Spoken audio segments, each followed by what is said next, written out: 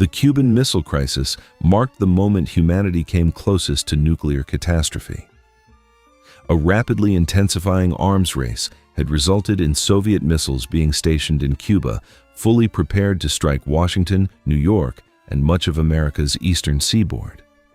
Meanwhile, more than 120,000 troops assembled along the coast of Florida, while nearly 3,000 American nuclear weapons stood aimed at targets throughout the Soviet Union.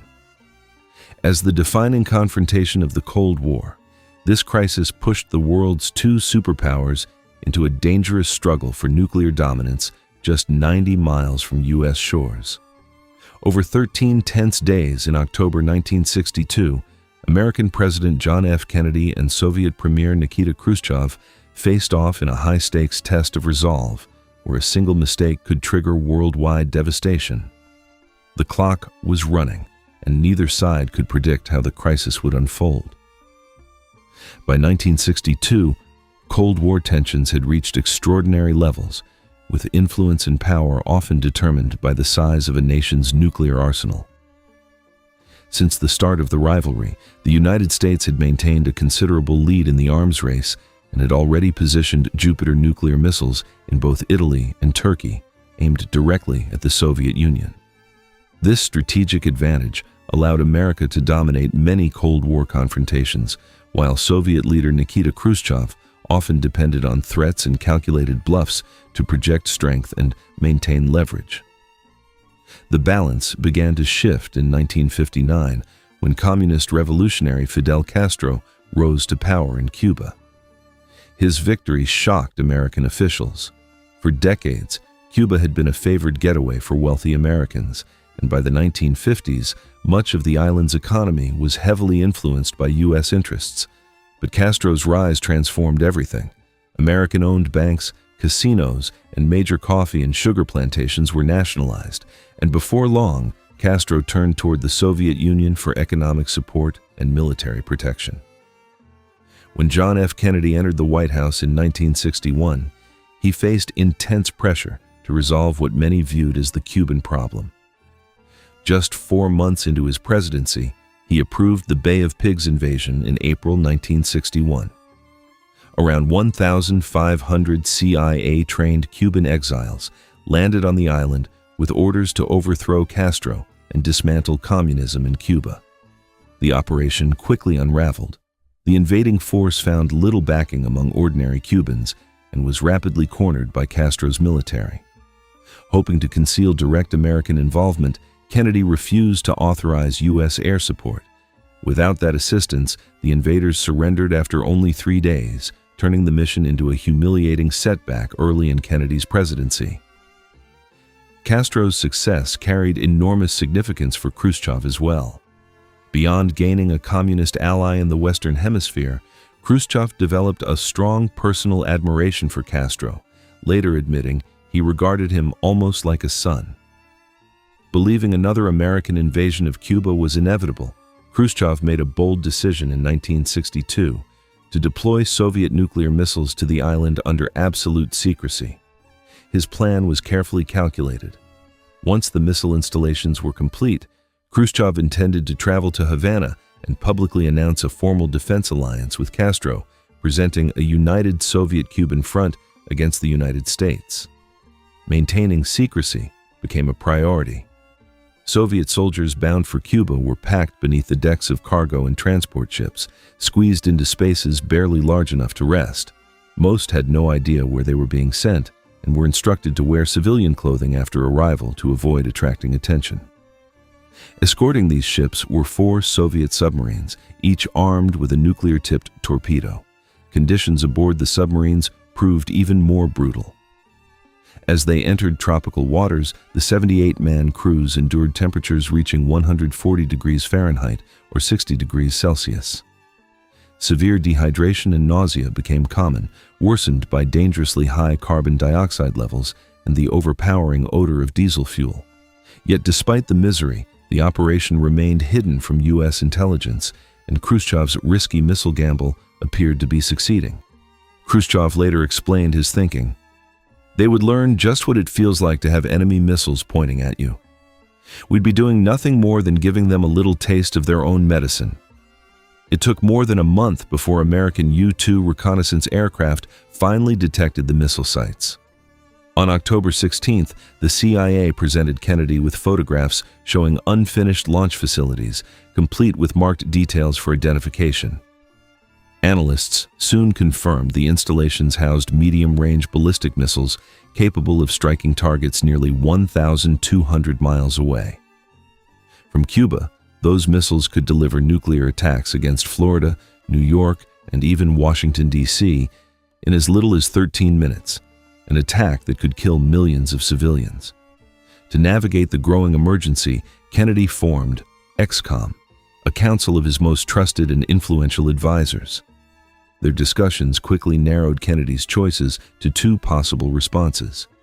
He could establish a naval blockade around Cuba to halt additional Soviet deliveries, or he could launch airstrikes to destroy the missile sites before they became operational. Following days of heated debate, Kennedy chose the blockade. Compared to airstrikes, it carried a lower risk of immediate war and preserved the possibility of diplomacy. On October 22nd, more than 100 million Americans watched Kennedy address the nation on television, revealing the existence of the missiles and announcing the blockade of Cuba. Nearly 5,000 miles away, Khrushchev considered how to answer Kennedy's declaration. He was relieved the American president had shown restraint and avoided launching an invasion. Soviet forces stationed in Cuba possessed short-range nuclear weapons specifically intended for use if American troops landed on the island. Had Kennedy chosen invasion instead, the result would almost certainly have been a full-scale nuclear war. With Kennedy enforcing a naval blockade around Cuba, Khrushchev faced a critical decision regarding the Soviet ships still crossing the Atlantic. While most of the earlier shipments had already reached Cuba, a second wave carrying more powerful intermediate-range missiles remained at sea. Khrushchev now stood at a crossroads: retreat and suffer a humiliating setback, or challenge the American blockade and continue forward. As he weighed his options, fear began spreading across the United States. The stock market plunged, stores were stripped bare by waves of panic buying, and families sat anxiously at home following reports of Soviet vessels edging closer to the blockade line. Then, on the morning of October 24th, just 2 days after Kennedy's televised address, news broke that the first Soviet ship had reversed course and was sailing back toward the Soviet Union. Kennedy's gamble appeared to have worked. No additional Soviet missiles would reach Cuba. Upon hearing the development, Secretary of State Dean Rusk delivered his now famous remark, "We're eyeball to eyeball, and I think the other fellow just blinked." Yet the crisis was far from over. Missile construction sites in Cuba were approaching completion, and both nations accelerated preparations for war. For the first time in history, the Strategic Air Command entered DEFCON 2, only a single step away from nuclear conflict. Under its command stood nearly 3,000 nuclear weapons. Every 20 minutes, a B-52 Stratofortress lifted off from American air bases, each aircraft carrying enough firepower to destroy 4 Soviet cities. Meanwhile, plans for a U.S. invasion of Cuba were rapidly taking shape. Senior military leaders pressed Kennedy to approve the operation. Known as Operation Scabbards, the strategy called for overwhelming airstrikes, followed by paratrooper assaults and an amphibious landing involving 120,000 troops, an invasion force approaching the scale of the D-Day landings during World War II. As soldiers poured into Florida, the state began to resemble an active war zone. Beaches were lined with machine gun nests and barbed wire, armed patrols moved through city streets, and the Casa Marina Hotel was transformed into military headquarters. Nearby, the CIA established safe houses where Cuban exiles were prepared for infiltration missions. War seemed increasingly unavoidable. But on the evening of October 26th, the first opening for diplomacy emerged. Kennedy received an unexpected message from Khrushchev outlining possible terms for a settlement. If the United States lifted the blockade and pledged not to invade Cuba, Khrushchev indicated he would withdraw Soviet forces and missiles from the island. Inside EXCOM, however, the proposal sparked skepticism. Some advisors still favored invasion, while others feared any compromise might project weakness. For the moment, negotiations stalled. The crisis reached its most dangerous point on October 27, 1962, a day that would later become known as Black Saturday. A chain of perilous events unfolded, any one of which could have ignited nuclear war. The day began with Fidel Castro drafting a letter to Khrushchev urging consideration of a nuclear first strike against the United States. Castro had become convinced an American invasion was imminent and wanted the Soviets to strike before U.S. forces could act. Khrushchev, however, remained convinced diplomacy was still possible. He sent Kennedy a second proposal, this time clearly defining his conditions. The Soviet Union would remove its missiles from Cuba if the United States agreed to dismantle its Jupiter missiles stationed in Turkey. Rather than wait for slow diplomatic channels, Khrushchev took an unusual step, broadcasting the proposal over Radio Moscow for the entire world to hear. When Kennedy learned of the offer, he understood its logic. Privately, American officials already viewed the Jupiter missiles as outdated, with Secretary of Defense Robert McNamara dismissing them as a pile of junk. But resistance inside EXCOM remained fierce. Turkey strongly opposed the arrangement, and many advisors warned that surrendering the missiles could weaken NATO and encourage Khrushchev to make future demands. If Kennedy wished to pursue the agreement, he would have to oppose much of his own advisory circle. At the same time, American U-2 pilot Rudolph Anderson entered Cuban airspace on a reconnaissance mission. As he photographed missile installations, Soviet radar operators identified his aircraft as Target Number 33. Soviet troops in Cuba had spent days on heightened alert, persuaded by Castro that invasion was imminent. Anderson's flight caused particular alarm because it had passed over missile positions defending Guantanamo Bay.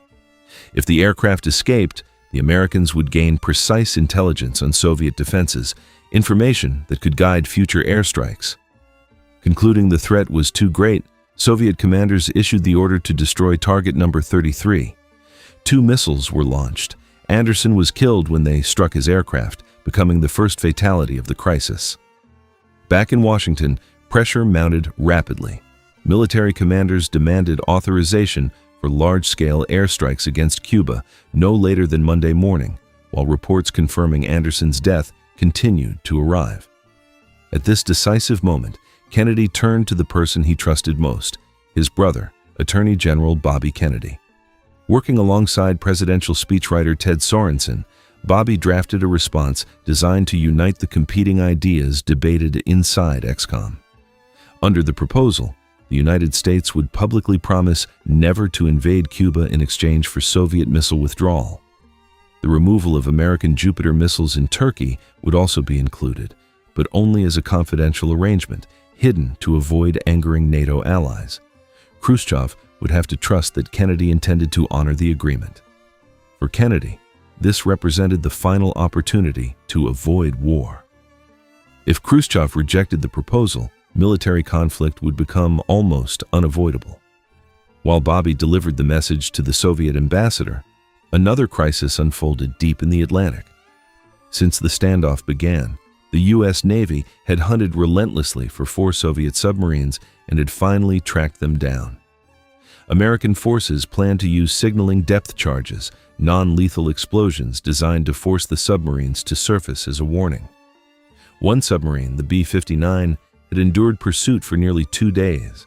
Conditions aboard had become unbearable. Ventilation systems failed, temperatures climbed to extreme levels, and carbon dioxide concentrations grew so severe that officers collapsed at their stations. Then came the explosions. Wave after wave of deafening blasts shook the submarine as American ships dropped signaling depth charges overhead. The crew had lost communication with Moscow for more than 24 hours. From their perspective, World War III might already have begun above the waves. Exhausted and disoriented, the captain prepared to launch the submarine's nuclear torpedo, convinced war had already started. But firing required unanimous approval from senior officers on board. One man refused.